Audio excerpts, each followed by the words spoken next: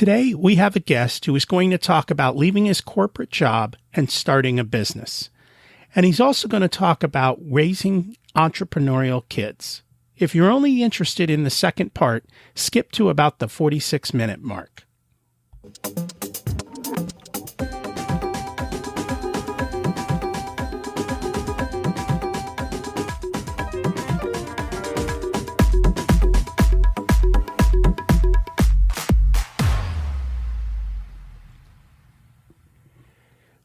Welcome to Richer Soul, your journey to a more purposeful, intentional, amazing life.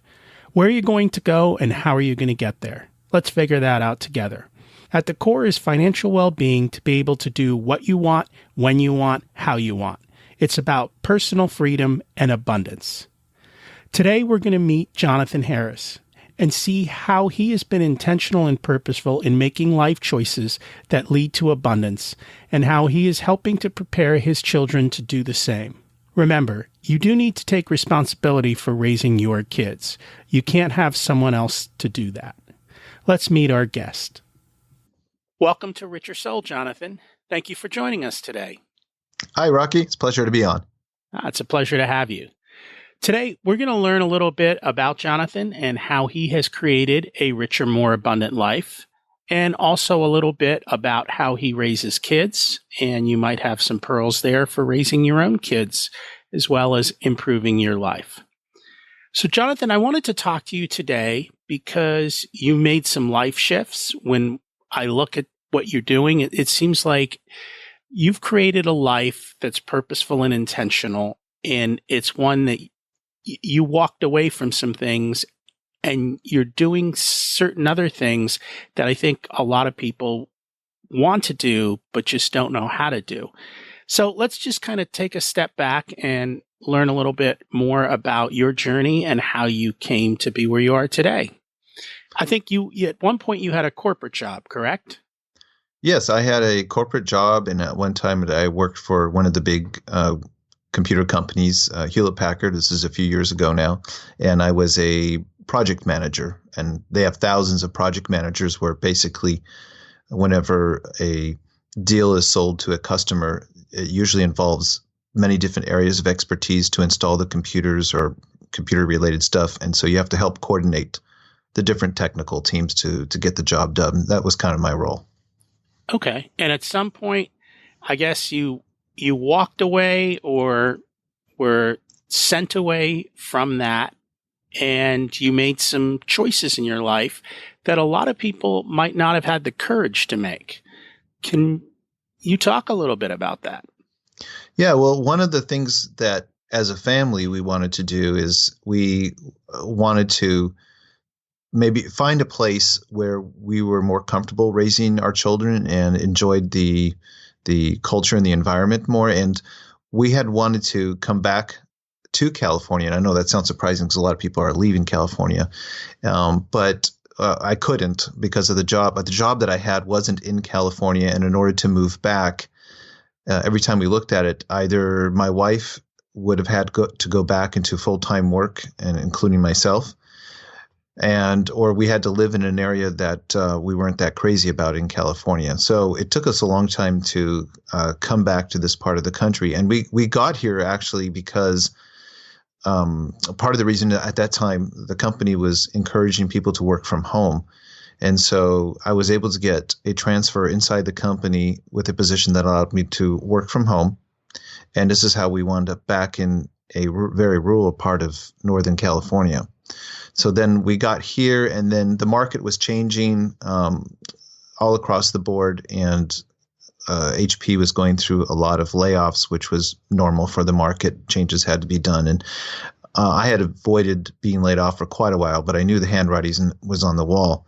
And so when I finally got the notice that I was going to be laid off, I knew then that if I wanted to stay in the same line of work, I would have had to move out of state again to another area and still face the same precariousness of being laid off. And so we decided, my wife and I, we talked it over and matched it up against our sort of our life goals, our family goals. And we decided, no, we really liked this area because we had fallen in love with this area a lot. And so we decided we need to find another way to make a living, and for me to leave project management in the computer world behind.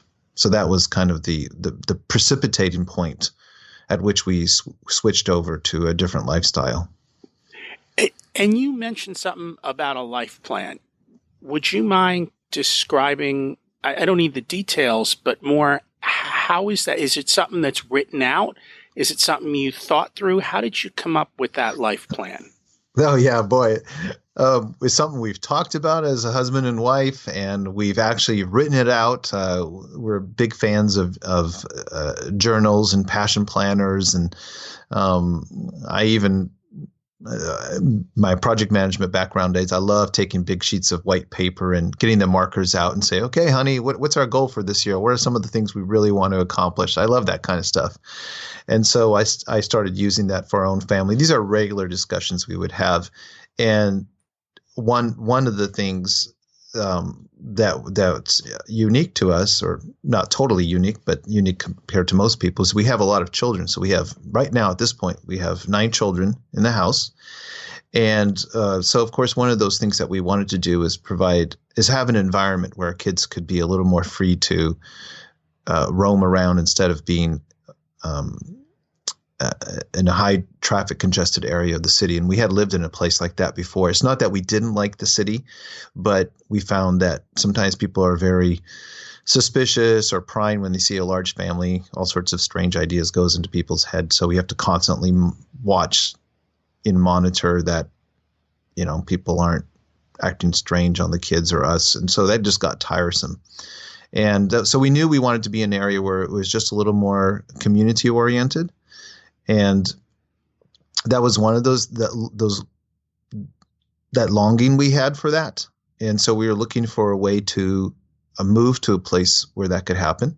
And then the other one was, over time, there was especially for me as the dad, there was a deep desire for my kids to take a different route than I did in terms of education and career. And I decided, you know what, I really would like my kids to be more entrepreneurial minded than I was, and not go down the employee route, because I felt like I had a lot of ideas that I wanted to implement, but I don't think I took enough risk early on in my career to make that possible. And I think part of that was a realization that I didn't start early enough.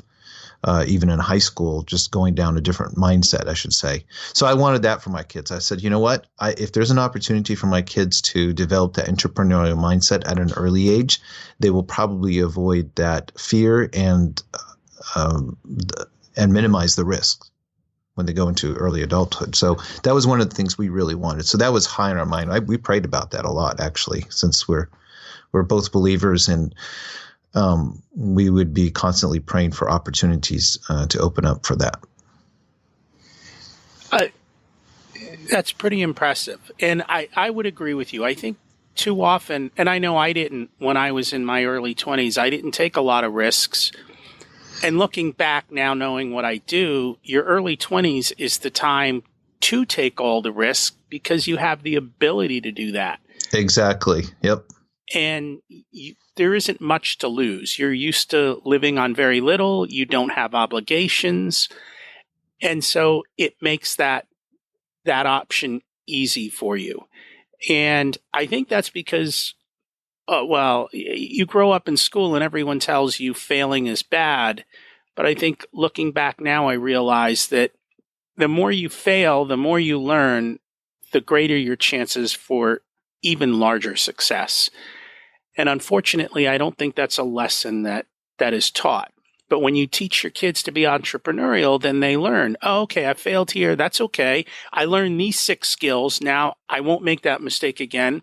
Now I'm going to go try something else. And, whether I have success or failure doesn't matter.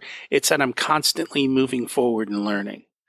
So I think that's... Yeah, absolutely. And that teaching part, and I think as a dad, and I feel like I do have something to bring to my kids. So there are some risks that would be crazy for even my kids to take, and I recommend against that. So I help them sort out between, what's a reasonable risk.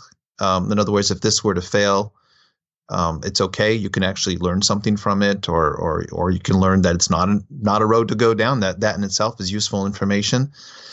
But there are some risks that are absolutely unacceptable. Obviously, an obvious one is if you're to lose your a limb or something because you're engaging in an activity that you have no ability to control, then I would say that's too much of a risk, at least not until you build up your skill set. Or maybe some social emotional situations they wouldn't be able to handle it if it turned sour. That would be too damaging. And so in that case, I help them sort out between what's acceptable and not acceptable risk, and it changes as they get older. And that's one thing I'm particularly proud of as a dad, that I've been able to communicate that even better than I had anticipated. So there's like a logic to it. It's not just, you turn on the risk switch or you don't turn it on. It's rather there's a range of things that you may or may not get engaged in depending on the outcomes. And I think I've helped them process that kind of risk taking. So if they see an opportunity to work with someone and I help them play out through the scenario, and what happens if that person, does not finish their agreement on their end? Is that going to set you back? Is that going to make you so angry that you're going to become bitter? Then I'll tell them, don't do it. So we enter into those social situations and I teach them how to evaluate that. That makes a lot of sense. I talk about leaping with a parachute, which basically means you take a risk that you can control the downside or the bad outcome of, or you take a risk that isn't going to cause you irreparable harm. So, for example, if you want to reach out to somebody, and ask for something, what's the worst part of that risk? They say no. And yet that's not a big loss. Okay, they said no. Now I'll call somebody else. And yet, more often than not, we don't pick up the phone or make the call because we're already deciding for that person and we're not taking the risk of asking. So to me, that's a very small risk that has no downside. Yeah, absolutely. And it's funny because when you talk about that, as I'm teaching my kids, it's actually helped me to understand a little bit my own risk taking too. So I obviously have a different set of outcomes than even my kids do, because if I were to miscalculate, I've got a lot of dependents on me that depend on me. I can't just go sleep on a couch, or move on to another state on a whim. But still the same thing, like you were saying, sometimes when I tell my own kids, well, what's the worst case scenario? And they tell me, and I'm like, well, that's really hardly a downside. You might be a little bit of a, embarrassing, but that's about it. And that's been kind of exciting for myself too, because I can apply that same logic to myself. So it's just as much a teaching opportunity for me and my wife as it is for my kids, as I'm trying to give them guidance. Absolutely. And that's something else that I like to talk about is to bring balance to your life and use that to multiply your life. So you're teaching your kids also to help you grow. And so you get double the return on that endeavor, which is always nice. The better the return, the more you can get. Yeah, absolutely. I mean, the bonding that comes through with my kids is just fantastic. I mean, I wasn't encouraging them to take risk and to develop their talents because, not because I didn't want to bond with them, but that wasn't my goal. But the outcome, not only are they developing their potential quite a bit, I feel like it's really bonded me to my own children too. It's just the act of wrestling with life's directions and, risks and defeat and failure. It's kind of exciting. It is. And you have many teenagers. So this isn't like, the cute 5-year-old kid who loves his father. This is the 15-year-old son or daughter who everyone else says is going to wreak havoc in your life. And it doesn't sound like that's happening in your household. No, not at all. In fact, just to give you, just so that your listeners, you already know this, but so I have 9 kids at home now. My youngest is 1, and my oldest, who's still living in our home, is 19. So I have a 19-year-old, 17-year-old, two 15-year-olds that are twins, a boy girl, and a 13-year-old and now an 11-year-old. They're all actively engaged in trying to develop a talent, consciously trying to develop a talent. And so, yeah, I've got them at all different stages, and I can honestly say that none of them are unmotivated or bored by life. And they are super, super motivated, super excited, and they all have very different personalities. So it's not because one is like an A type or one is happier than the other. That's not. They're all over the spectrum as far as like general personalities are concerned. But in terms of motivation, they are all on fire, and that is very, very gratifying. That's awesome. We'll talk a little bit more about how you do that in a couple of minutes. Let's stay on this risk theme because you walked away from that corporate job and you created your own business so that you could live life on your terms. Now, it's my understanding that isn't something one didn't stop and the other start. There was a crossover in there so that you could, in a sense, mitigate your risk. So tell us a little bit about how you began your business and how you made that transition over so that if somebody was saying to themselves, I don't like my corporate job, or they're looking forward and saying, you know what, technology and the world is changing so fast, 5 years from now, my corporate job may not exist. What can I start to do today? And how has someone else made that transition to a different way of doing things? Well, in our particular case, and what happened was my wife had a skin issue that had plagued her for years, and nothing, life critical, nothing so debilitating that you'd have to go to the hospital for, but it was something that had plagued her. She couldn't even really cut vegetables because her hands would have deep, deep cuts, and her feet were the same way too. And it was embarrassing for her. So a lot of times I'd have to step in around lunch and, cut onions or other things like that. Or she would overwash her hands. She'd go into tears. It would hurt so much. And it was just one of those little life frustrations that was really plaguing her.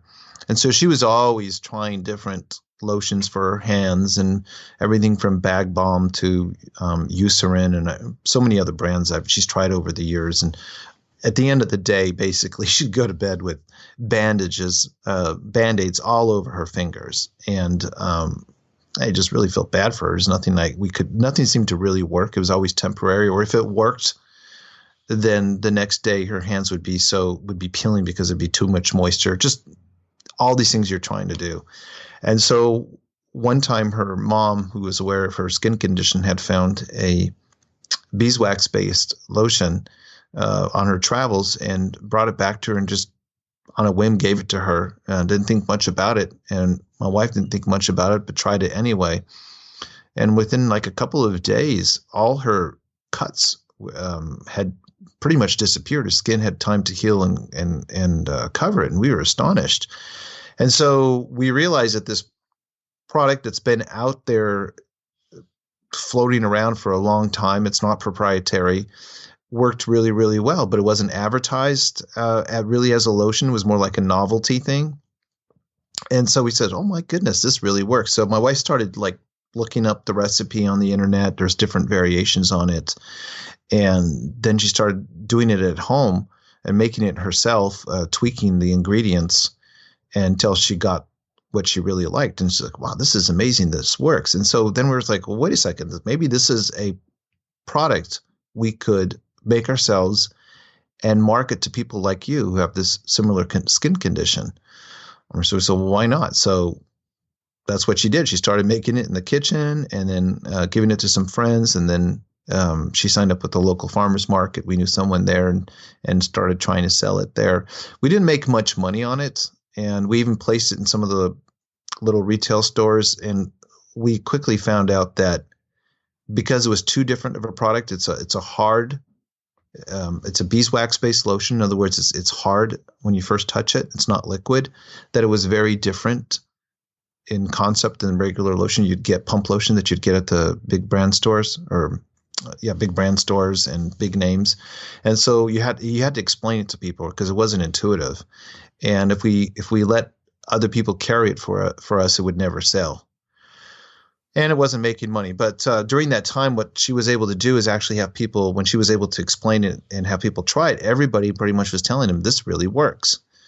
And so we knew we had an idea, and we were willing to pursue it because this was part of what I was telling you earlier, our long-term plan to come up with a business idea for our family that we could use to essentially teach our children how to run the business. So it was really going to be for our kids to run and learn the entrepreneurial lifestyle is a great way to do that.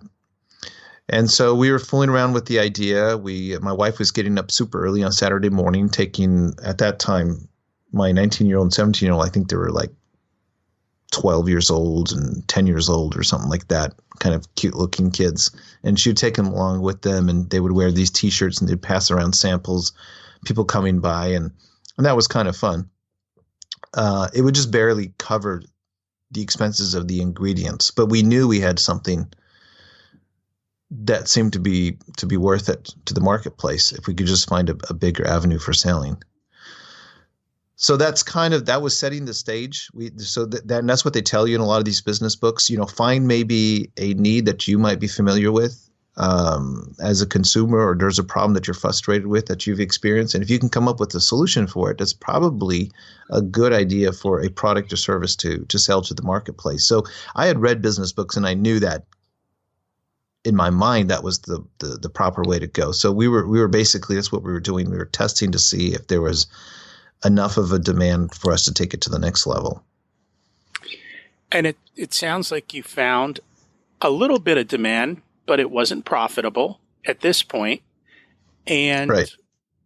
But it still fit in holistically with your plan because you're trying to teach your kids how to be entrepreneurs. So and that's one thing that's kind of neat is if you can do something, even if, so to speak, you fail at it, but you learn and you accomplish other things from it, then it's worth doing.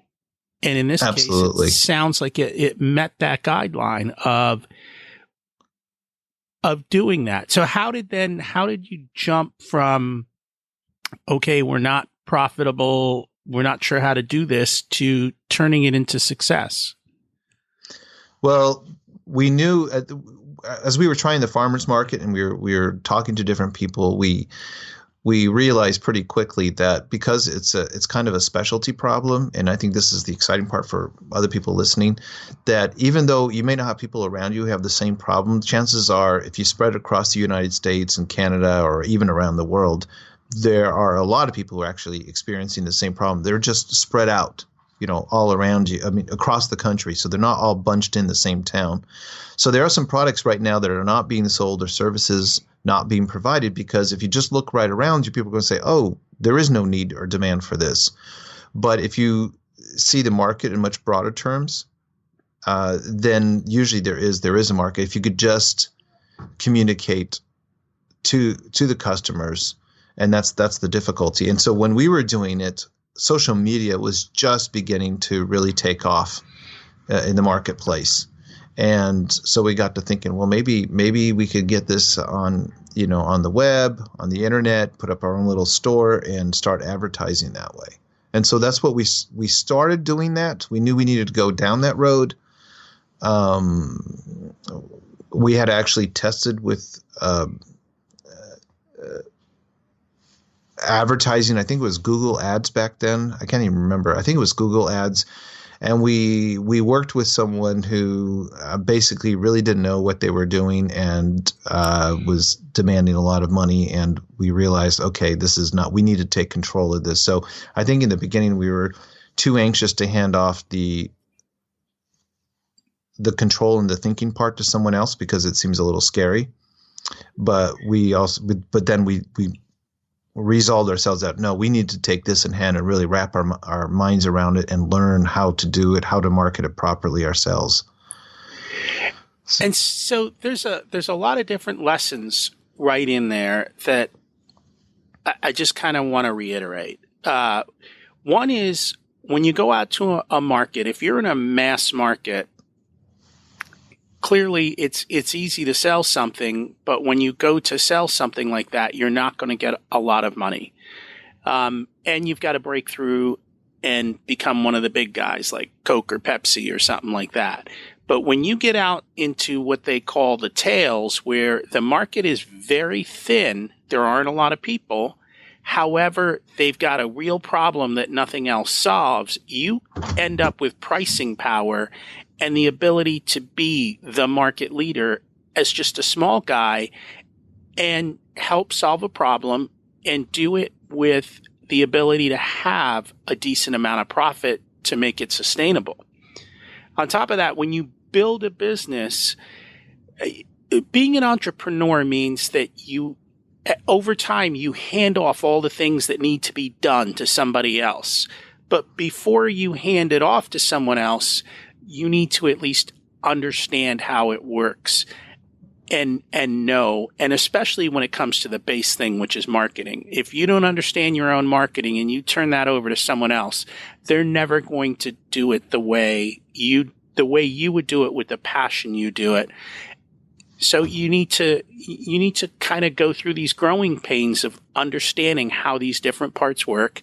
And then as you get smarter at them, it makes sense to hand them off to someone else, it sounds like, at least in Well, parts absolutely. of that, that's what you and well, that's the exciting part. And I hope other people will get that into their heads too, is that it is true when you look around you, there's always somebody who's much better at a specific activity than you are. Right. So even when we looked at when we contacted this one specialist in Google advertising, they knew certain things about Google advertising that we did not. And they had access to tools that we did not, and so forth. And you can look at this in any number of areas, including the ingredients that we purchase from suppliers. You know, those suppliers know their ingredient that they're selling to you far better than you do, and so forth. But when you put everything together in order for your product to make sense to the customer that you know, you are actually the expert, which is mind-boggling, because when you think about it, in fact, my wife and I, we talked about this several times. It's like, do you realize you are probably the biggest lotion expert in the world on this particular product? Now, it sounds funny when you think of it, but she really is.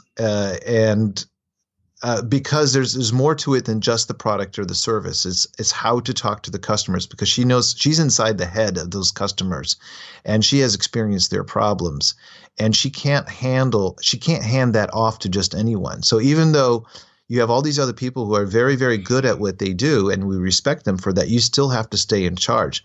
Now, the beauty of that is that means that if you have an idea that you know is going to solve a problem that you're intimately familiar with, chances are you can actually become the expert in that area in the whole entire country. If you are approaching it from a new and novel way, which is very exciting because it gives you a lot of pride, I think, pride of service, of doing something to help other people. And, in this case, it's a skin issue. It could be any number of things. Absolutely. And that's actually how Rich Your Soul came to be, because I had spent all this time building my portfolio, and I would go to financial people from time to time, and they would always tell me, oh, we'll look at you holistically. We'll do this, we'll do that. And we'll look at all your different accounts, even the ones we don't have, and we'll help you plan all these things. And none of them ever did it. Everyone looked at their little piece of the puzzle. And when you look at life, it's more than just, as you mentioned, the ingredients. There's all these different parts to life. And what I try to do is look at it holistically. And I know you're living that life because you said so, but you looked at your life. Where do I want to raise my kids? How do I pay for that ability? What do I want to teach them? You're not just saying, I'm going to do X. You're looking at it from the 10,000 foot view and seeing how it all fits together and doing that. Unfortunately, there aren't too many people out there, I think, who help other people look at their life from the 10,000 foot view and see how all the pieces fit together to make that perfect, unique puzzle for their life and put it together in a way that works. Yeah, absolutely. Absolutely. That's something to take in mind, because when you do ask experts, and it doesn't mean that they're not experts, they are, looking at it from a very, very specific point of view, or at a very limited area of your life. But there's always a bigger picture, or you should have a bigger picture that it might fit in. So, in my case, I could have, one of the things we had to decide early on, and it was a quick decision for us because that was not something on our plate, is we weren't going to try to take like an equity loan or some big gigantic loan to start the business off. And some people will do that. I will tell you that our anecdotal word on the street that we've heard is that a lot of the times risking that kind of money can be very fatal to a marriage and to the business early on. We don't have a lot of experience. So that's something we decided not to do. In fact, there was one instance where we were pouring money with someone who's going to help us. And it was a good thing that we had not borrowed money. We probably would have plunked in more money into it. But since we didn't have as much as we wanted to, we really analyzed the situation. We realized it was making the other person wealthy, but not us. And I have seen that over and over. We'll see some competitors come into the field, and all of a sudden we can see that they're blitzing the market with ads. We see them everywhere. And then a year later, they're nowhere to be seen. And we're thinking, oh my goodness, they must have pulled out a massive equity line on their house or done something to be able to dump that amount of money coming out of nowhere. And it kills me to see that, because they probably could have made it. Usually, when I say competitors, they're bringing something slightly different to the market, but maybe similar to ours, and they would have had a chance. But they plunk in so much money because they have easy access. Maybe not anymore, but at that time, people had easy access to these big credit lines, and it's a danger to grab those big equity lines when you don't really know what you're doing yet, because there's always somebody who's saying, hey, hand over 20,000, hand over 30,000, and we will do it for you and make you rich. That's very, very risky, and we were not willing to do that. So that was one of the reasons that helped us decide what direction we were going to go. Because if we had moved to an area of California where it was incredibly expensive to live, you're pretty much forced into a situation like that. Either my wife and I would have to have separate jobs, and then we would neglect our children, or we would have to take these big equity lines, and we know friends whom that happened to, and they lost everything. And so that was a risk we were not willing to take. And thankfully, most of these friends survived. But I can tell you of other people whose marriage did not survive because the stress levels are so incredible. So there were certain things early on that we knew we did not want to do. And by knowing what we did not want to do, narrowed the options down as to how we were going to go about doing the business and where we were going to live. And I think for a lot of people, it's sometimes hard to decide what you want to do. It's very easy to decide what you don't want to do when you see a situation and go, no, I don't want to do that. And I'll reiterate, debt is not a good thing. We talk about the compound interest curve and how you take these little baby steps, and over time, you're amazed at how it grows and it explodes, and you end up so far along. Debt does the opposite. That snowball, it's those little things, and then they continue to grow. And then the next thing you know, you've got all the stress of the debt, and you're worried about how you're going to do something, and it explodes on you. And at that point, you're no longer leaping with a parachute. You're getting mowed over, and you're in trouble. And it's best not to even start down that path. There is always a way to do something without having to spend a ton of money. You can do, either you do it on a small scale, or you just figure another way out. And if you set your mind to that and say, I'm not going to go into massive debt, then you avoid that major risk, and it keeps you a little bit saner, I think. Oh yeah, absolutely. So I have to say that, and I can't imagine in this case, because we do have so many kids in the home, not discussing this actively with your spouse. And I think by talking it out, you can, because sometimes myself and my wife included, we don't always necessarily know exactly what we want when I'm looking back at it in time, but we have an intuition. So by talking it out, you can kind of clarify a little bit what it is you're trying to get at. And once you kind of get more of that clarity, it does help you make decisions quicker. And when you see an opportunity, you know it's the right opportunity to take. And in reverse, if it's too risky, right off the bat, it only takes, a short conversation to say, no, not an option. So having that clarity really makes a difference. And so that involves taking the time to sit down, carve out space, have conversations, and be intentional. It's just themes that seem to keep popping up over and over again. So you started figuring out how to do this business, and at this point, you're still working, correct? Yeah, I'm still working. Have a regular, day job. I'm actually had a home office, and I'd be in there and on the phone a lot, or on the computer working on Excel spreadsheets or something along those lines. And in the evening or on Saturdays, my wife would take the kids, and I'm trying to remember. I think at that point in time, we were still doing a lot of experimenting with different compositions of the ingredients, because one of the things we had noticed is not just that people wanted a lotion, but people were worried about whether it'd be too sticky, and they had to be in the workplace. So there's a lot of practical ramifications in trying to put out a better lotion. And we spent hours and hours, and I don't know how many late nights. I think one time we had sent out a batch to some customers, and I think it was an unusually warm day or something, and we had tried one of the samples from the batch, and it had already shipped, and it seemed like it was too sticky, and we were just completely paranoid as to what possibly could have gone wrong. And to this day, we went on this binge of trying all sorts of variations, modifying the percentages, and I think at that time we came to the conclusion that it was the source of one of the natural ingredients that we had ordered from, because we ordered them in bulk, was slightly different. So that's when we started learning that, there's basically like vintages. A lot of this stuff that we use comes from Africa.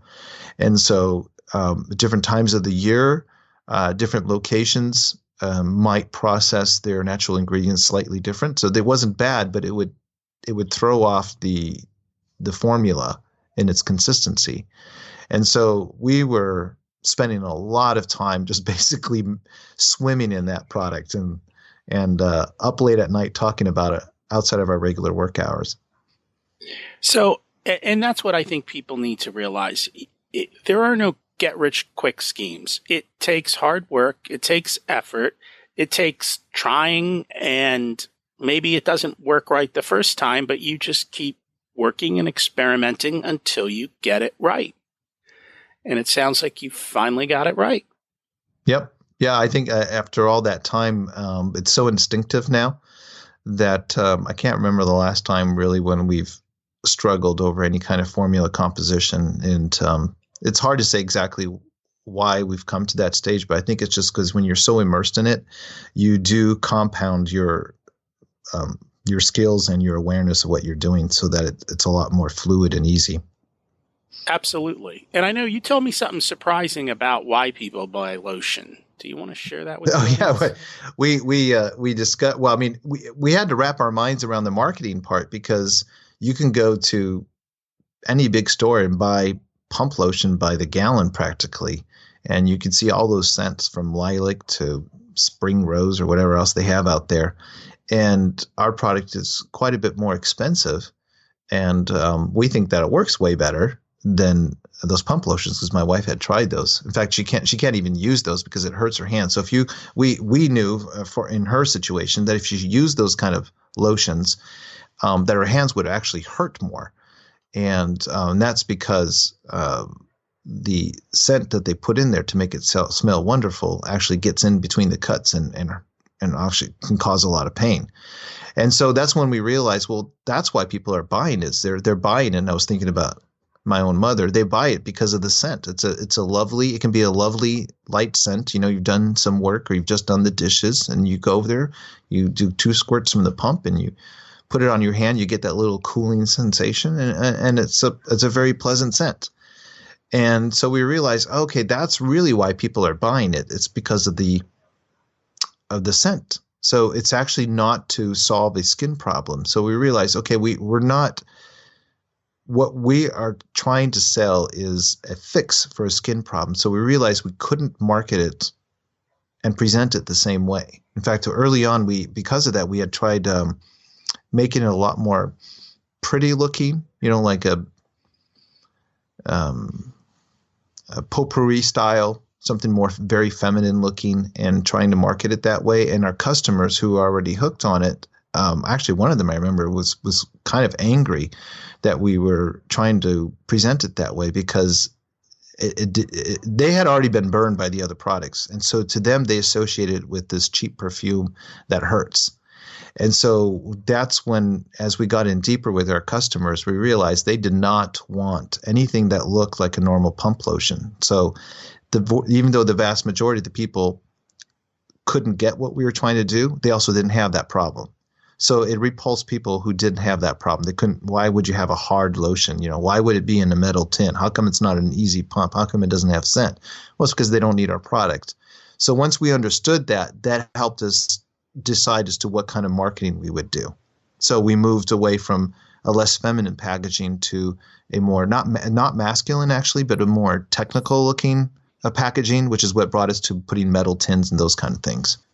And little by little, then our customers grew, and most of them are repeat customers because this is not what we sell is not a fix to their underlying problem. So there's could be all sorts of reasons as to why people's skin, split in a very painful way on a consistent basis. It could be anything from hormonal. So typically these will be women that are complaining about it. It's probably hormonal based, and also it can be diet based. So some people have underlying allergies or reactions to foods that they're not aware of, and some of the symptoms are split skin. So there's any number of reasons why people can experience this type of condition that we're trying to help people, but it doesn't cure it. So in other words, if you actually have an allergy to a food, you need to stop eating it before, so it actually goes away. If you're putting this on, it doesn't change your any kind of hormonal imbalance. It just mitigates the problem so you don't have that pain. So that's how we're also able to bring it to the market, is we had to make sure that we were not claiming or selling some kind of medical product, which is another thing we had to learn. So lots of stuff to learn when you're trying lots to of stuff. market. That's why you can become an expert in your own field. If you see a specific problem and you try to come up with a specific answer, you can become the world expert in that area, because as you realize when you're trying to deliver it, there's so many little things that have to come together in a unique way that it winds up making you the expert in that area. So I think there's a chance for just about everybody out there to come up with something that they can make or sell on the market. And so we'll switch gears in a moment, and we'll talk about how to teach your kids how to do that. Let's just quickly finish the story. So at some point then your company laid you off, and then you made a decision to go full force. Is that correct? Correct. So we were intending to keep going with the lotion business that we had, but we're tentative because it's growing slowly, and we realized we needed to go online. I think we had already gone online, but it wasn't our full-time income at all by any stretch of the imagination. And so when I got my layoff notice, I had a couple of months notice to be able to prepare for that. Then we decided, we need to make a decision. I think for 1 week I put my resume out with similar companies for similar positions, and we both realized, no, we're not. In order for me to accept those positions and to go down that road, also knowing the economic conditions, was a dead end for us. We were not willing to leave. We like this area so much. So we decided, okay, are we ready to go full time? Are we ready to take the risk And really, now that I'm no longer working with the company, I have time to devote myself to working with my wife on this. Are we willing to do this? And we said yes. We said, let's do it. And so I had some savings, a little bit of savings, not too much, that I decided to cash out on to help us out through the months. And I had a little bit of severance pay also, which wasn't too much, but enough to carry us for the next few months. And we went for it. It was scary, but I knew we were doing the right thing at the time because the alternatives were not acceptable. And the worst case scenario is 6 months out, you could always say, hey, it didn't work. I guess I have to go find that corporate job or do something different. Right. So there's always that underlying security or safety that's there. You give yourself a time frame and say, I'm going to try this. We're going to go forth. You didn't go into debt, so that kept you kind of on the safe side. And it worked out. And if you don't take the risks, then you never know. So it's bring it back full circle. You've got a problem in life that's somewhat debilitating and preventing you from enjoying a full life. You find a solution to your problem and you share it with the world and you help them solve their problem. And if you can do that over time, you have the ability to help people live their lives, and they respond by giving you money to live your life. So that's pretty cool.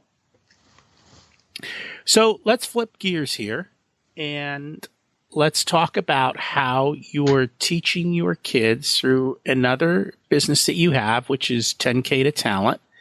And I know from looking at your website and going through that, you want to teach your kids about passion, focus, discipline, creativity, productivity, so that when they launch into the world at 18, they are confident, ready, and they can handle an ever-changing world and have the skill set to be able to do that. So can you share with us a little bit about that whole project and what that's all about? Yeah, so part of our family's lifestyle is actually to teach our children from home. So we homeschool. So that's a popular way of saying that. We homeschool. And we're rather eclectic, so which means that we'll use any resource that we find handy in order to pursue our particular goals. And so, like I was saying earlier, one of the goals is we wanted our kids to become a lot more entrepreneurial minded. That was a general idea. And then another thing that had sort of developed in my thinking when I was working in the corporate world, I had become quite fascinated by quality control and the idea of systematically trying to problem solve issues in a creative way. And that was for myself. I had read up a lot on it and I was enjoying it. I was trying to apply it in the workplace where there wasn't very much interest or demand for that. But what got me interested is I realized, wait a second, I could start applying this into my own children's education. So that a lot of times people would get interested in this topic like I did when you're adults. And, which is really interesting, but sometimes you don't have as much control. Well, you do have control as an adult, I should say, but you wish you could go back in time knowing what you know and apply some of those principles. And like we were talking about earlier, when you're an adult and you have responsibilities that you cherish, you can't take certain risk or you can't devote the time to it without harming these other responsibilities you want to take care of. So I got to think, well, what's the solution to that? Well, the solution to that would be to start young, right? When you're under your parents' roof, you don't have to worry about, food or shelter. You got a family that wants you to live and survive. You're not going to be forgotten. You're emotionally taken care of. And I think, well, why can't we start applying some of those principles at a really, really early age? So I started reading up a lot more on the 10,000 hours principle, which is the basic idea is that it takes a lot of time to build up a world-class skill set in any area of human endeavor. And it's 10,000 hours is not a magic number. It's just people realize it takes a lot of time, right? So if you really focus really, really hard at playing the piano or cooking or math or being an accountant, it's going to take a long time by the time you can say you're at the top of your field. And so The 10,000 hours basically says you need to, spend every day a deliberate amount of time trying to push your skill set in the area that you're interested in order to make real progress. And in order to break away from other people doing similar things in terms of your abilities, you really need to focus on this probably for at least 10 years. And by the time you do that, if you do a few hours every day for 10 years, by the end of 10 years, you're up in the 99th percentile of whatever it is you're doing. And of course, the popular literature was just talking about how difficult it is to find that time as an adult. So that's when my gears were really turning. It's like, well, why not start younger? And of course, the biggest obstacle that people find is that their schoolwork for their kids gets in the way. So if your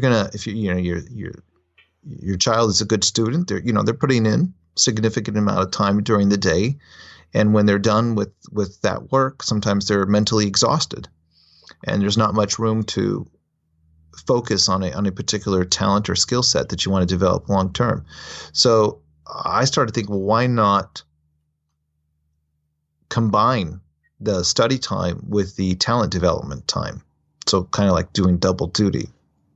And so I started experimenting with each of these principles that were meant for an adult market.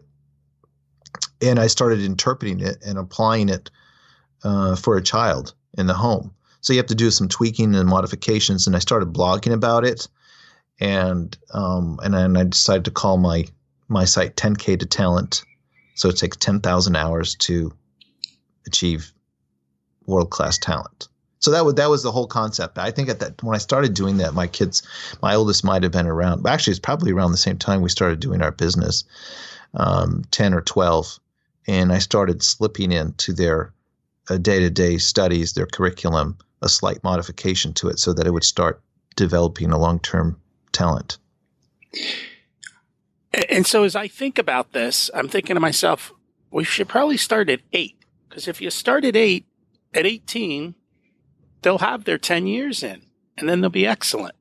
And then they'll be ready to launch. Well, you know what? And why not at 2 years of age? Well, I mean, there's a certain amount of truth to that. And again, when I'm talking about talent development or 10,000 hours in 10 years, and these are just rules of thumb. You just need to spend a lot of time doing that. And 10 years is not an exaggeration. The problem that you run into is if you start too young, the child, the boy, the girl does not usually have enough inner motivation to really focus and engage himself or herself into that talent building. What I mean by that is that what happens if you start much younger, they can do a certain skill set, like if you're doing the piano or the math, they can really throw themselves into it, but they usually don't have the drive to self-direct themselves. Maybe that's the right word I'm looking for, self-direct themselves into their talent field, because it takes more than one skill to become really good at a talent. And so from a practical point of view as a parent, which is why most people don't bother, is it takes a lot of parental involvement. Pretty much you'd be a permanent tutor to your child hour by hour, and it's not practical, it's not feasible, because they don't have the inner motivation to keep looking at the talent building from multiple angles, which is what it really takes. So you have to kind of wait probably around the age of 12, which I honestly, I don't have a scientific basis for it, but I think it's just the hormones start kicking in. They also become much more socially aware of what it means to have a talent, and they become a lot more self-directed and motivated in how to go about engaging themselves into the talent. And that makes all the difference. Absolutely. And I think we found that the kids go through certain stages, but for us, it seemed like right around when they turned 13, it was a big corner turning where we were less hands-on, and they were finding their skill sets, and then they could just go off on their own and dig into them and learn. And then it's just directing them and then helping to fill in and show how everything fits together and creating opportunities for them to learn different skills. And to me, at 8 years old, you can start building a foundation, because absolutely, if at 8 years old, your kid can do things like public speaking. That's a talent you're going to need no matter what you do. So if your kid's not afraid to get up and speak, that's something that you can teach at 8. Learning to engage adults. Yes. That's something else you can do at 8. There's a lot of things that are the softer, they're not the digging in skills, they're the foundational skills that need to be done. I'm trying to think when probably about 12 or like 13, 14, we started showing our kids how to use QuickBooks so that they could start entering in things. Even around 12, I think they start to get a grasp of how to keep track of money. And I think they understand. Yeah, they understand that it's part of a bigger picture at that age. I think they're starting to really awaken, right? They're aware that other people are dependent on this. I think they're just more socially aware. So and that's also why I think you'll see teenagers start getting, kind of sulking and upset if they feel like they're doing something that doesn't matter. You'll hear them say that. It doesn't matter, right? When they're younger, they're just happy that mom or dad is smiling at them and there might be a snack or a treat at the end of the day, but they're not really worried about the big, whether it matters, whether they're going to be accepted by other people, which is fine, if they're in the nurturing stage. But when you get that 12 and 13, I think they start realizing, oh, wow, this is real money. If you're teaching them QuickBooks and this is what's keeping our family afloat, they're starting to really become aware of that. Before that, they're just sort of, it's a very nebulous concept, I think. And so I think that's why you see that awakening, which can be kind of scary for a parent because they're constantly questioning you, why do I have to do this? What's the purpose? It's not necessarily bad, but it does signal to you as a parent that you really need to up your game and start giving the education that they're involved in a bigger picture, a direction that they are craving for. Absolutely. And so one piece of advice I'm going to give is don't pick your kids' talents and don't tell them what to do. You've just got to expose them to different things and let them find what it is that excites them, and then give them the tools to dig into whatever that area is. Instead of saying, you need to learn this talent, it's no, you go figure out what you love, start doing that, and then I'll start showing you the different skills you need to improve to be great at what you want to do. So you're helping them on their journey versus telling them their destination. Yeah, and I think that's wise because realistically, we do live in a very much ever-changing marketplace. So 10 years from now, a lot of fields that you can think of might be already oversubscribed. People might be doing a really good job already. They don't need another, let's say, veterinarian right now. I don't know where it is in the marketplace right now, but I could think of at least one fellow I knew who's made quite a bit of money as a veterinarian because there's been a shift in our culture to spending a lot more money on pets. It could be due to old age and people, a lot more retired people willing to spend money on their pets. For whatever the reason is, there's been a definite upswing in the market for pet care. And the veterinarians, some of these veterinarians have done very, very well, probably better off than regular doctors. So there's a lot of people want to become veterinarians. I hear a lot of teenagers, I'm going to become a veterinarian. So the market is responding. People are seeing, they're getting the signal. This is a very lucrative area. It can be very attractive. It has a high status. People like to hear that. And so there's a lot of young people entering that field right now. And by the way, if anybody's listening to this, you better research this. I haven't paid too close of attention, but I am aware as a consumer of what's going on out there, But 10 years from now, that it could be that there's too many veterinarians and the market prices, you may not be able to make as much money, or it may not be as flexible as it is now. And by the time you get into that spot where you're making a living as a veterinarian, it's entirely possible that the market has shifted again. And you see this, this as an adult, right? You can enter a career and 7 years later, it's already changing. And so you have to be realistic as a parent that some of these fields that you might be encouraging your child to go into might not be worth it by the time they get old enough or are skilled enough to enter that field. But that's okay. Sometimes there's a general direction. And I really teach my kids to pivot. on their skills. So what I mean, that's a popular term, meaning that maybe you have a basic idea, but as you're starting to implement it, you realize that people want something slightly different, or they wanted something, they want something added to it. And so you go with a little bit what the market is telling you, what people are telling you. Maybe people don't want, like nowadays, people don't go to concerts as much as they used to. They still do, but not by as much. But it turns out there's a whole subset of musicians making a pretty good living off of social media by doing YouTube videos of their music in special locations or in special situations. And so there's a demand for that. So I'm sure 10 years ago, an aspiring artist would have ever thought that they could have made a living like that. So that would be an example where you could take a skill set or a talent, some kind of burgeoning talent, and then realize that as the market and time goes forward and as new opportunities present themselves, you can add or modify. And that's what I really teach my kids, is not to lock themselves in to a very specific job name. And so leaving things open to opportunities and to the changing demand. So that's an important part, I think, to keep in mind. Absolutely. I think things are changing at a faster pace than ever. And so having the skill set to be able to change and adapt is going to be something that's extremely important. One of the things that I see, and I think that people need to watch out for, is a lot of times they hold their kids back and they instill rules that don't need to be there. Like, oh, you can't do that, or you're too young, or that's not possible. And they unfortunately, they literally rein their kids in instead of saying to the kids, you know what? Anything is possible. Go figure out how to do it.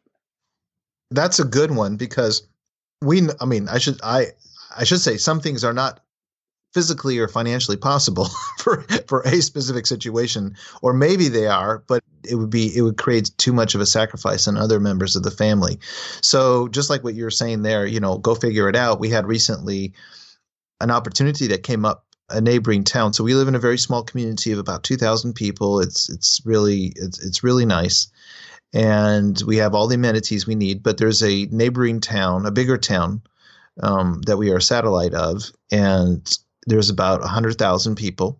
And so that's where you go for your interesting shopping and things like that. Well, they opened up a maker faire space. It's like a membership club where you go to and you can use routers and CNCs and 3D printers and a whole bunch of other cool modern tools. And you pay a monthly fee, and you can go in there, and then you can work on your projects, and as long as you pay for your consumables like router bits that get used up, you have unlimited access, which is really exciting. It costs you a fortune to set up your own shop. And so my kids got wind of it. They're all really excited. One of them has a 3D printer. Another one is really into making these architectural models. And they thought, oh, we could go there. We could use the CNC router. We could do this. We could do that. And I was like, well, could we go there? Could we sign up? It's like, well, in principle, I'm not against the idea. It sounds great, but who's going to drive you? Of course, I'm sure they're thinking, Dad, you are. So I'm like, I might be able to get there, once a week, but you're minors. And usually when you're minors, and that was the case here too, they want an adult present that is going to be legally responsible, because the machines are dangerous. If a kid lops off a finger or an arm, they don't want to be blamed for it. So if you're under 16 or 18, you need to have a chaperone with them. And I was like, I can't afford the time to be out there, 2 or 3 times a week. And if you're not out there 2 or 3 times a week and you pay for this, it's not going to be worth it. You're not going to make any progress. So they said, well, are you saying no or yes? And I'm not saying yes or no. Let's think about this. Maybe there's a way around it. And then they got clever. This is my 15-year-old and my 13-year-old. They realized they had an older brother who's 19. And so they approached him and they really talked it up about how if he joined, he'd have access to all these cool tools to work on his side projects that he had. And somehow they were able to get him really excited about it. And so we arranged a tour of the shop and said, well, let's go take a look at it. And so the older brother said, you know what? I want to do this.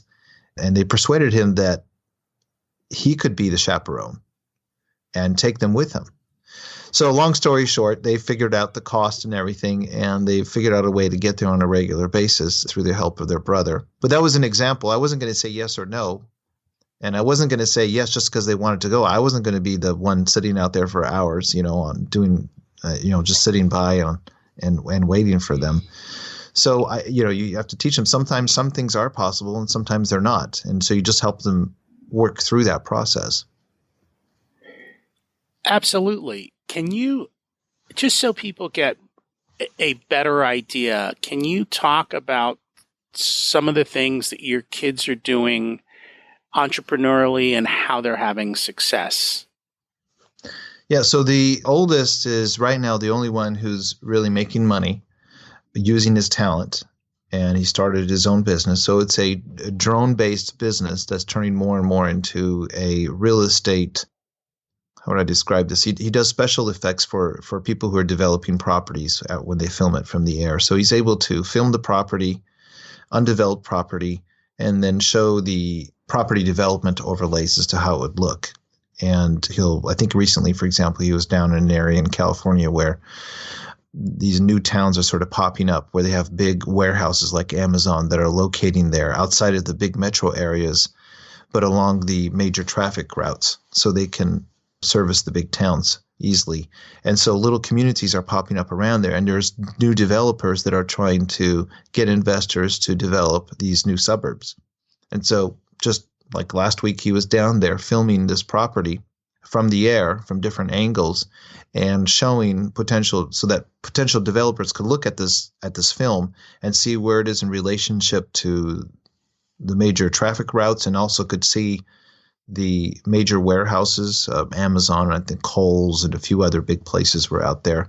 And then they would overlay on the screen the architectural design of what it would look like from the air. So it was pretty impressive. So it was a combination of filming skills, editing skills, architectural skills, and I forgot voiceover. So he hires out for voiceovers. He'll help the customer write scripts that sound very professional, and they'll find some very professional sounding voice that will match a demographic that they're trying to appeal to for investing. And then they'll package this in a 3-minute video. It's a drone business, but it's much more than that. It's actually a lot of real estate service in the background. And that's something that has developed from a skill set early on, where he was taking pictures of our product in the early days of social media with a camera, the one camera we could afford at that time. And then from there, he met a family friend that bought one of the first drones on the market for regular consumers. And then he got to thinking, well, maybe I could, combine my photography interest with the drone and then take it to, a different space. And so one thing grew to another, and that's what he's doing now for that. And so I think that's a big thing, is when you have two different skill sets and you bring them together in a new way. Both your business and this business are things that when we were kids would not be possible, because there were no drones, so we couldn't do that. Digital photography didn't exist. The internet wasn't there, that you could find these small patches of customers all over the country and be able to market to them at a very low cost. All of these things weren't around. That's right. And so as you're raising kids in this new world, you've got to raise them with new skill sets. And unfortunately, I don't know that the skills that being taught in school match these new skill sets that are out there and showing kids how to do all of this stuff. I know my kids are very involved with Richer Soul. They help with creating the websites, and they help with editing my writing and doing a lot of the other types of skills. And through some of the other things that they're involved with, they're watching and learning, oh, when I write something and I use this kind of a title, everybody wants to read it. But if Yeah. I use this title, nobody wants to read it. So they're looking and watching and learning how to use metrics on the various social media sites, which of course didn't exist 20 years ago. They're becoming experts in a new world, and they're learning these skills. And as long as they have these skills, they can bring them together to do something on their own. So exposure and giving kids the opportunity, I think, is very important to that. Well, and then the second one, Caleb, who's 17 now, and he's just finished high school not long ago. He's really into bladesmithing. But what's interesting there is that he has another skill that he has developed over time is his writing skill. He actually loves to write. In fact, my firstborn, Jonathan, who's doing the drone business, has never really been interested in writing, though he has actually turned out to be quite a good business communicator in writing and on the phone. And that can be a little interesting twist there. But my secondborn has always enjoyed writing fiction, and he even signed up for this long ongoing course for young people to learn how to write novels, and he got involved in that, and he's part of a writing community where he's made a lot of friendships. And those are very different skills, the bladesmithing and the writing. But as time has gone by, he's actually merged more and more of his writing with his bladesmithing. So he writes a lot about bladesmithing. He came out with his own little book for beginners in that field that he hopes to sell, or at least use to acquire an email list to market to. And he's on Instagram a lot. He's communicating with experts from around the country. And one of the reasons for that is he's able to use his writing skills to go in a much more dynamic area, like the one you were just mentioning, about titles. He's become very, very aware of how people react to his writing and his messages. And it's taken him places. And now contrast that to other friends of his that have stuck to a very traditional writing course and path, where they were really good at the writing part. They wrote really good stories, but then they sort of, what I call, drop off the cliff. That's my term for people who develop a very deep skill, but then don't bring it to the market or do anything with it after. So they just suddenly stop as soon as they're no longer in high school or, outside of an area where they just have leisure time for themselves to just basically indulge in a hobby. They just stop and has no further value. And that's what I'm seeing. Like, a lot of kids will say they're really interested in writing, so they write what I think of as a very artificial market. So typically it'll be a teacher who's maybe looking for, better grammar or a very standard way of speaking. And so you kind of get misled into thinking that this is what the world needs. And it turns out the world does not need more of that traditional writing. It turns out that people want a much more varied type of writing, a much more dynamic type of writing, and a much more focused type of writing. And so a lot of times when people get involved in their regular curriculum, that's what they're being taught. They're being taught to write basically college essays, which as soon as you get into the workforce, and that was what I discovered, people do not want you to write like that anymore. They please do not give me a 3-point paragraph. They usually want the conclusion up front. They want things in a completely different order than what you were taught, right? What you were taught was convenient for the teacher to see your organized thought, but it's not necessarily how people want to be spoken to. Sometimes in a limited way, but most of the time not. So you get this, what I call drop off. People will spend an enormous amount of time becoming very good in a skill that actually does not matter to other people. And so that's what I want to encourage parents to do is, like, if your kid has something like a writing skill, it doesn't mean they can't pursue it. But what I'm saying is, take that writing skill and see if you can bring real value to other people with it. So your teacher doesn't count, right? They're being paid to read it. If they're not going to, and when you think about it, right, even as a parent, you kind of get put up with having to read your own kids' essays because really, frankly, they don't have that much to bring of interest to it. You've heard it before and it's not novel enough. You already know there's going to be a 3-part and then it's going to come a conclusion and they're going to cite a source. And it's just very ho-hum. You wouldn't pick it up on your own. So that's right there, a clue that you need to take the writing into a different direction. So you can take what the kids has learned, but encourage them to see if they can bring value to other people through their writing. And that typically will need some kind of focus or outlet, like a talent, to use it to explain to other people. And they want to see real world results. They don't want to see graded results. So I know that my daughter has used this. We're on a robotics team, and part of being on the robotics team is that we need to raise lots of money to pay for the club.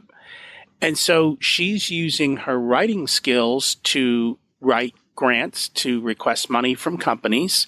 She's using her writing skills to tell the story of what we're doing and get people interested and willing to give personally. And so she's getting feedback. She's also seeing how the writing. So that's the other thing that it is if you get out into the real world and you get real feedback, it matters versus I got an A on a paper. Yeah, because that A paper may actually get you in the real world zero feedback, which is confusing. And I think that's what people kind of come in shock with. I know I have with when you're out in the workforce, you spend all this time and money developing these academic skills. And then when you're out in the workforce, it's almost like they're worth nothing. So, I mean, it's not that when you're learning to write in school that you can't use to apply it, but you spend so much time developing almost an esoteric style of writing that when you want to pursue something of interest in your life as an adult, you realize that it was actually not very useful at all. So I think if early on, if a person can use, in that case, the writing as an example, it doesn't have to be that, but start testing the market, they may actually find that they're actually better at it than maybe they're only getting a C, let's say in a regular traditional course, right? But maybe in the real world, they get an A because maybe they have a certain humor or a certain seriousness that people find very attractive according to the field that they're working in. And you don't know that until you really start putting yourself out there and trying to bring value. So it's at the same time, it can be very uplifting because even traditionally a C student may actually get A pluses in the real world. A pluses meaning people are actually opening it and wanting to read and want to know what you say because maybe people really like your sense of humor. Talking about, recently I was reading a book on how to take care of elderly people. It can be a serious topic, but this doctor was writing on it, but he had a certain sense of humor. You could have gotten all scientific, right? But then no one would have read it. Yeah, we know old people get old and die and people have aches, and that's not, okay, there's nothing new there. But he brought a certain, not only gravitas, seriousness to it, but also a certain lightness and humor to it because he had a kind of a spiritual dimension on it. And so all of a sudden, this writing became very, very interesting. In most cases, if you're in school and you're writing, let's say, on a science subject or elderly, you would be encouraged not to bring in so much levity because it doesn't fit the paradigm of writing. And so if you could do this early on, a child could really discover they actually enjoy writing because they're bringing happiness to other people. And by happiness, it could just be not so much laughing, but it could just be information that people can grasp and understand that they normally couldn't understand. And so right now we live in a time where if you've got a kid and you've got an iPhone and a computer, your kid can literally start a blog for free. There are so many sites out there that you can start writing on and getting answers to, like Quora, or there's a whole bunch of them out there. With the iPhone, they could also start making movies and throwing them up on YouTube. Again, all this stuff costs next to nothing. You probably have the tools in your house to start today. It's just giving the kids the opportunity and saying, go. Why don't you try something? Why don't you create a blog? Why don't you get on YouTube and you think you're so funny? Make some funny videos. Let's see if people will actually watch because you're getting real world feedback at that point. And there are kids who are, I think there's like, I see sometimes, I think there's some girl who talks about nail polish. She's got like 5 million views on YouTube and is making tons of money. And she's a teenager talking about what she loves, nail polish, which to me is hilarious. But the opportunities are there. The ability to leap and not really get hurt is there in the sense that it costs nothing almost to do most of these things. You can self-publish books today. You know, if you think you're a great writer, great, write a storybook. Self-publish it. Even if you sell it for 99 cents, you can do that today. All of these things are available. I think many times parents just may not know how to get started. And I think you've got resources for that, right? Do you have things that will show parents how to do this and how to lay it out, how to get started, and what steps to take? Yeah, actually, I wrote a guide, and if you go to my website at 10ktotalent.com, so you can just read the blog post and you'll get a pretty good sense of it. And I have a summary of how I encourage it. And I have a guide actually where I will take a parent who says, I have a child who doesn't seem motivated, doesn't have a talent. How do I get them started on something? That's actually the biggest issue. Is usually if they have a child who's already motivated and onto something, that's not too difficult to keep them going. But most people get stuck on, what do I get started with?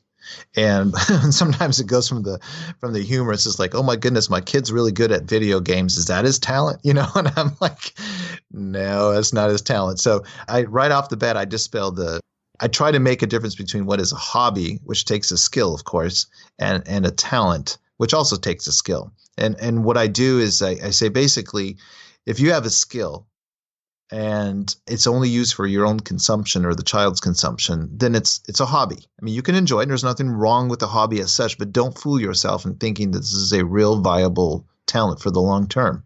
Whereas a talent could be the same basic skill set, but it's morphed and added with other skills that starts bringing value to other people's. So that's really one of the first things I tell people. It's like, okay, there's a difference between a hobby and a talent. Playing video games is a hobby. Okay, you may be very good at it. And I use that, of course, because people just imagine their kids playing late into the night, and it's consumption. That's what it is, right? You wouldn't confuse someone who eats at very posh, very good restaurants by being served food by famous celebrities that they are somehow a chef. You realize, no, they're consuming the food, which is good, but they're consuming the food. They're not producing it. And to become a producer of good food takes a very different skill set than just eating it, right? So there's obviously an overlap. I'm sure if you eat at a lot of restaurants, you become very aware of the quality and texture of the food, but it is not at all the same thing as having a skill set where you're able to produce it. And so that in that case, when people come to me and say, hey, I have a kid who has this very bizarre talent, they talk like as if this is fate. It's not fate. What you have on your hands is any number of existing skills, a family environment that's always very unique from anyone else's family environment. You usually have a certain number of tools or things in your household that other people don't have in the same way you do. And you have a certain nurturing environment that other people don't have. You have friends, you have uncles, you have aunts that can do certain things that no one else does. And so what I tell people to do is like, okay, just for a moment, step away from the video game tragedy here. And instead of thinking about what he's doing, think about what he can take from his environment and use it to bring value to other people. So that puts a whole different cast on it. So you could even take someone who's a video addict, who's just consuming and not producing, and say, okay, well, maybe you should get him into programming and coding, or maybe not. But that would be one way to start turning it into a value for other people. Absolutely. My son actually has started to learn how to do that with an Android Studio based thing, and he's learning how to program games. And actually, there's a ton of stuff within the Minecraft and the Flappy Birds realm where kids can learn to do block coding and create games. And so that is an opportunity. If your kid's a video gamer, figure out how to build video games that people want to play. And again, you get real world feedback. You're great at creating video games. Put it up on the App Store. See if anyone buys it. See if anyone downloads it.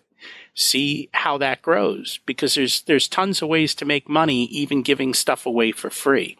So if you create a video game and you give it away for free on iTunes, you can actually embed ads into it, and people who play the games watch the ads and you get paid. So you don't even have to sell stuff. You just create something that somebody loves and wants to do, and your kid learns how to get a great skill, something he enjoys, and they dig in and they learn. Yeah, and that would be, but I would caution and say that I'm just using that as an example because right now, of course, video games have made a big splash in the market, and some people are very, very addicted to those and not doing much with their life. And so that's, obviously a very glaring example of how something is clearly a consumption activity instead of a productive activity. And it could be that even if your child is playing a lot of video games, that he needs to get off his video games and pursue something else. So what I want to bring up here is the fact that if your child is not really pursuing a talent that has some semblance of bringing value to other people, at least long term, then what you really want to do is you want to you're probably not looking at all the advantages you have on hand. All right. So what I recommend is that I'd people to do an inventory of what they have on hand. And so one of the things, first thing I do is I tell them, okay, take a look at your child's personal interest. Okay, I'm sure he's got some other interest besides just playing video games. And just make a list. It might be a short list. It might even be, sometimes we have hyperactive kids who are all over the place, can't seem to focus. They're in 5 different sports, 10 different hobbies, and they just keep moving on from one to the next. So that could be the other reverse problem. Make a list of those. But I tell them that is not going to tell you how to get started. That's just, the possibilities are there, but that's not enough. What I ask them to do also is take a look at your family goals, right? Some people are very much, as a family, they may take a lot of pride in hiking together as a family, the Appalachian Trail, or other people might like working on buildings together, or some families are very musical, or other families are very much into sports together. There's all sorts of things that the family may have special goals with. And then I also tell them to take a look at your academic advantages that you have, in your family network, and your environmental advantages. Obviously, if you live in the mountains versus living, near the coast, or if you live in a rural area versus the city, there are some things that you can do very easily in one area, but not the other, right? In our area, there's a lot of things you could do that would be totally prohibited in a city environment. So some things are going to be much easier to do. Whereas in the city, you may have access to very specialized clubs because you have enough people living in one location. You won't be allowed to do some other things. So you need to make a list and realize, maybe be realistic about what's available in your environment. And then what I have people do is I have them take a look at all of that. And I say, you need to take at least one advantage, one asset that you have from each of those lists and put them together. And then see if you can combine them and come up with something that's interesting. And the reason I usually have people take a look at that, because if you build everything off of just one skill, it can be very, very, very hard to pursue long term, because it can be mentally very, very draining, because you don't have enough wind beneath your wings, so to speak, right? You're placing everything on one skill set, and the rest of the family usually can't keep up with you if the child's really going to pursue that. So I'll try to tell them, I have this funny example. Let's say your child is really into art, right? And she's into doodling and sketching, and a lot of girls are into that. And what I would say is, okay, let's say there's somewhat of a serious interest there. Take that. That's not enough. Don't just sign her up for classes, and which is okay, but you need to combine it with some other interest in the family. So let's say dad comes back from work and he's working all day. When he's come home, he's exhausted, right? He doesn't have much mental energy. Is he going to want to take his daughter every night to a class? Is he want to go on Saturday, drive to the next town for a special art class? He might. But again, it's a big drain on the family. It's a big sacrifice. But let's say the family is from the South and is really into football. Apparently, they're very into football in the southern part of the United States. And I find it amusing here, sitting on the West Coast, to see how obsessed they are with it. But I realize a lot of people find social value in coming together and having tailgate parties and just relaxing and unwinding from a hard week's work. Well, what happens if, now that she has an interest in sketching, she decides to, you know what, I'm gonna start developing my skills, not just doing horses or flowers, but I'm going to learn this little subspecialty of sketching called speed sketching, when you're outdoors and you're trying to capture stuff very quickly. And I'm going to go with my dad and the rest of the family and the cousins. And while everybody's having a great time, maybe I'm not really into football, but I'm going to learn how to speed sketch what I see either out in the field or the enthusiastic fans. And when I'm done, I'm going to sign it and give it to my dad's friends or to the players. And I can guarantee you that's just one example of merging just two different unique things about the family that's going to boost her motivation dramatically. All of a sudden, now her dad is super excited about taking an artistic daughter to games, right? Because he's going to be the hero. his daughter is handing out these sketches of either friends, looking enthusiastic in the stands, or of sports heroes. And she's having a great time. She's the talk of the town. And she's going to get the feedback from people saying, oh, wow, you're good at this. And the more feedback she gets, the better she's going to get at that. Now, that doesn't mean, by the way, that that's her destiny. She's going to become some kind of sports illustrator. But she's developing some very specific skills that could be pivoted to another area very quickly. But now, instead of dad having to spend his Saturdays doing something he really doesn't want to do, except that he wants to help his daughter, now he's able to take her to sporting events, and she has an opportunity to go to sporting events to find an appreciative audience of her work. See, so that's taking two different areas of their family's life and merging them together. And so you could take that, and you just take several areas like that in your family's life, and you put them together, and all of a sudden you have a talent that is just amazing, super motivating. People are excited around you, and you can find your place in the world. And you can start really quickly like that, rather than putting everything on, I'm a painter, so I'm only going to take painting classes, right? No, merge it with other skills, and that's where you're going to find an opening. Absolutely. And we try to do that as well in our family, is to be involved in activities where both kids can be in the same place at the same time, although they might be doing vastly different things, and then having it so that they are learning their skills and being intentional about it, figuring out a way to bring it all together and learn a lot of the soft skills that aren't taught, and learn how to interact with adults in the world and figure things out and see how they work out. Those are the skills, I think, that will carry them much further than understanding the hardcore stuff that they learn in school. So as we wrap up here today, is there anything else that you would like to share about 10K to Talent or helping kids find their talent? Yeah, I think the one thing is you have to stay flexible. You have to also, a part of saying yes, you also have to learn to say no, because this is normal. And as adults, we are the same way too. We have passing interests like, ooh, I'd like to learn how to skydive, or I would like to learn how to water ski. There's any number of things you could do, but you realize if you go down that road, you got to buy the equipment, you got to buy the lessons, you got to buy the boat, so forth and so on. And that may or may not be the road you want to go down to, because it's going to hinder your other pursuits. Same thing with the kids, except it's usually a lot more magnified. I think at one point my son started really having an interest in archery, and I was like, he had already too much stuff on his plate where he was pursuing, and I was like, well, A, we don't have the money to buy all that next level of equipment of archery, and B, I don't want to spend the time taking you to town, and C, I don't see how that could be combined with your current set of skills, right? If you could figure this out, see how that could still be useful to that set of skills, and it wouldn't be a drain on the household finances and so forth, then I could say yes. So I think I had to say no. He wanted to go to the next level up in archery, and I was thinking, no, what you have now, because in our little community, we were talking about this earlier, some things we can do in a rural environment. It's very easy. You can set up an archery range here. There's hardly no one around.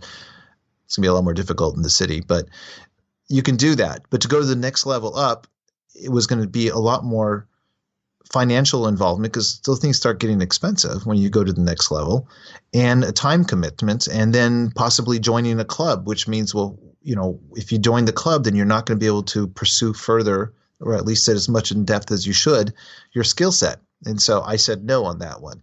So on some things, I think you have to help kids realize it's just not feasible, and you have to say no unless they can figure out a way to mesh it together with what they already are doing. So you do have to have you have to help your kids figure that out. Sometimes when they're really young, you just have to tell them no, and they don't understand the reasons. There are sometimes some very specific reasons where you don't want them working with a particular adult, because maybe these adults are not balanced and they could be a danger to your child, but you don't want to reveal exactly why. So you just have to tell them no, and you don't have to give them a reason. But as they get older, it's worth telling them the reason why, so that they can start processing as to how they should go about in the future, saying yes to one opportunity versus no to another. And I think that's really, to me, has been the exciting part, is seeing how much of that they assimilate over time. And you first tell them, they don't always seem to understand, but over time they start adopting your thought pattern on that. So when they see an opportunity, sometimes I've been surprised to say, well, how come you didn't say yes to that? And they'll give me a very mature answer, which I hadn't thought of. So, well, if I say yes to this, then I'm not going to spend as much time as I want in this skill set that I really want to develop. And I was like, oh, okay. I really thought of that. And to me, that's exciting. It's a journey. It's not like a one thing that you discover on the spot. Is you're teaching them a lifestyle of making decisions and how to go about evaluating if an opportunity is worth taking or not. And at the end of the day, I think that's what's far more important than the skill itself, is teaching them to be strong adults who figure out what they want to do with their life, know how to do it. They've learned how to learn, and they've learned how to sit down and be thoughtful and make good choices so they can live a great and productive life. That's awesome. Yeah, it is awesome. That's really been exciting about the whole talent development, 10,000 hours in the kids. You really get to see them grow into something unique instead of a standard high school cookie cutter. I know so much math and I know so much history. It's all standardized.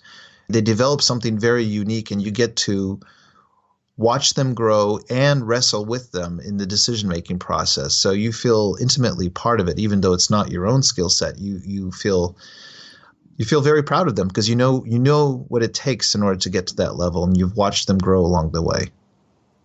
And you end up having great relationships with your kids as well. Oh, absolutely. Absolutely. All right. So as we wrap up here, if people want to reach out and find you, what's the best way for them to do that? The best way is to go to my website and sign up for my newsletter.